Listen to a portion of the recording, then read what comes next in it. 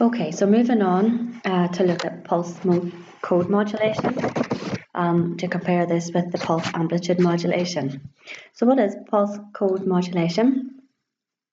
With this scheme, the pulse code modulation modifies the pulses which have been created by the pulse amplitude modulation and allows the ability to create a completely digital signal. So it takes that information from the PAM signal and works on that to modify it in order to create a digital signal.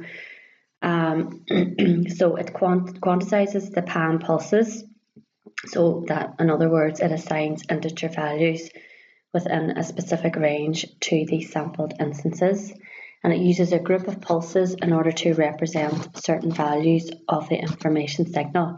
So when we see a PCM signal, we see a flat signal, to compare that with the PAM signal where we see the variation in the amplitude values. So those values are actually coded within the flat PCM signal.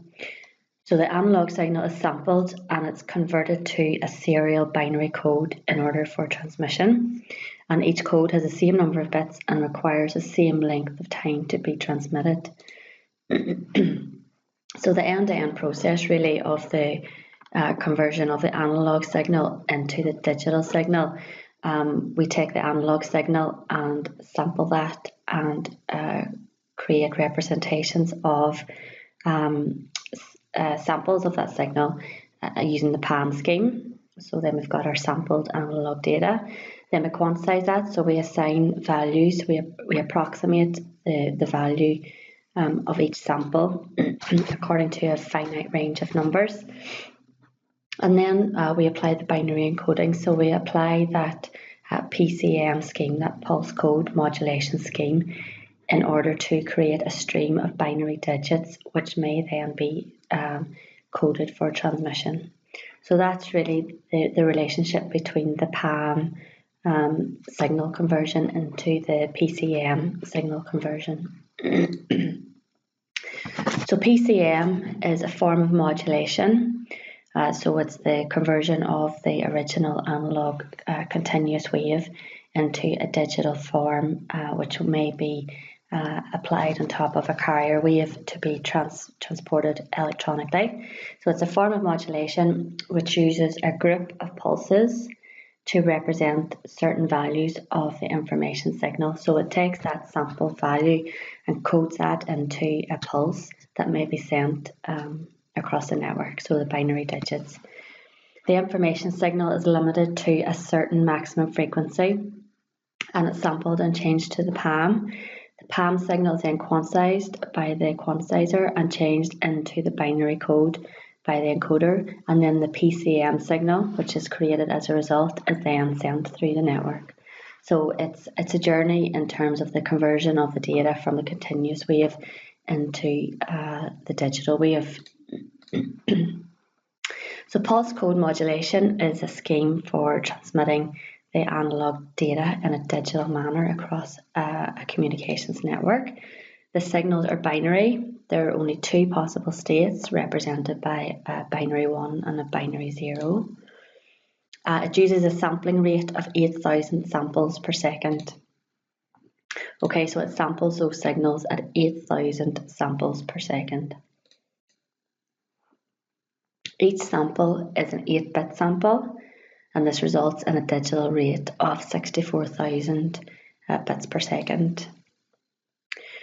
So if we remember the Nyquist sampling theorem, if a signal is sampled at a rate at least higher than twice the highest sample frequency, then the samples contain all the information of the original signal. So remember that we want to sample the signal at least twice the highest frequency of the signal. So if we have, for example, a voice which is operating at 4 kilohertz, a sampling rate of 8,000 times per second will allow the original signal to be regenerated. Okay, so we're sampling at twice the maximum frequency of the signal which is being sent. So to obtain a pulse code modulation signal from an analog signal, The analog signal is sampled, so a measurement is taken of it at a regular time interval.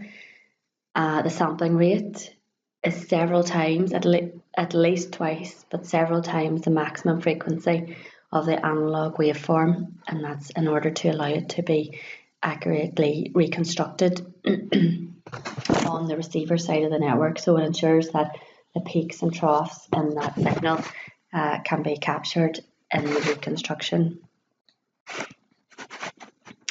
The amplitude, so any instantaneous amplitude, is rounded off to the nearest of several specific predetermined levels. So the quantization, remember that we have a finite set of numbers and we want to assign our sample number to one of these finite levels that will be able to be communicated within the physical constraints of the network.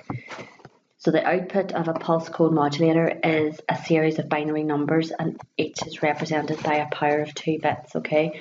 So that could be, for example, 8 bits are used to represent each sample of the signal being communicated. So pulse code modulation is an extension of the pulse amplitude modulation, in which each signal consists of a series of pulses, where each pulse corresponds to the amplitude of the signal at the corresponding sampling time. Okay, so the pulse code modulation takes this amplitude representation and codes it so that it can become a binary stream of digits to correspond to that information. So this is our sampled signal here, and this is the output from the pulse code modulation. So each transmission, each pulse will be transmitted over the same period of time, but there will be a different combination of bits to represent that amplitude information which needs to be communicated. Okay, so this is just a bit repetitive in relation to the slides we've seen. To obtain the pulse code modulation from an analog waveform, the signal amplitude is sampled at regular time intervals. We're sampling at regular time intervals. The sampling rate is several times the maximum frequency of the analog waveform, and it's at least twice the maximum frequency. Okay, the amplitude is rounded off to the nearest of several specific predetermined levels. So we have a number of levels that we want to assign our signal to. So we'll round off in terms of assigning our sample to that closest value of our acceptable range of levels.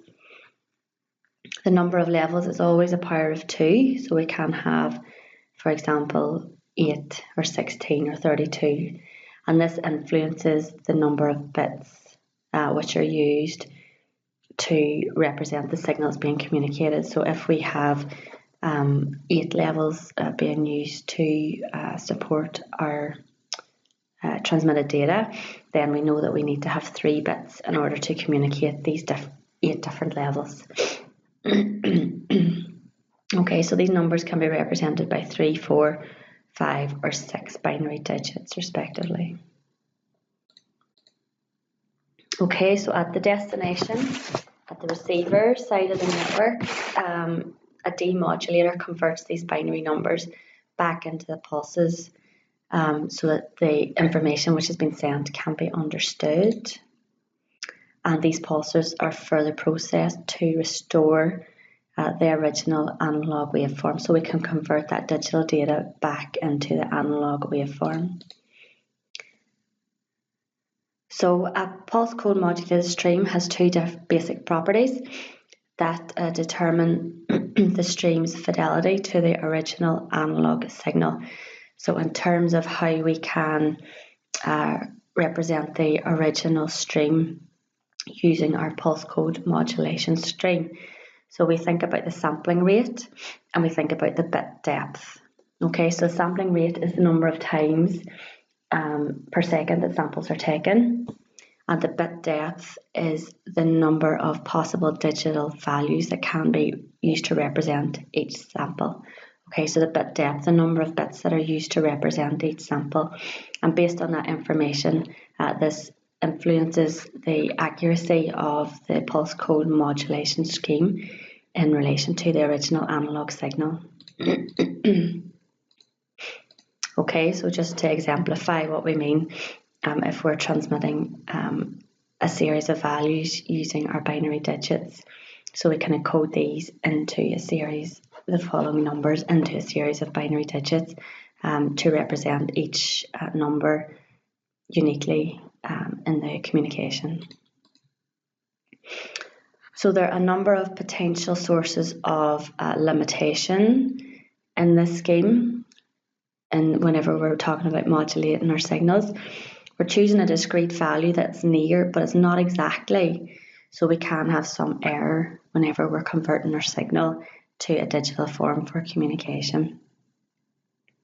Okay, between samples, no measurement of the signal is made. Okay, so higher frequencies will generally not be correctly represented. So again, some loss of the information which is being communicated. Furthermore, we're depending here on an accurate clock in order to reproduce the signal accurately. So there's a number of areas in which attention needs to be paid whenever we're talking about modulating our continuous signal. Okay, and then just to summarise in a representation, the differences between the PCM and the PAM schemes.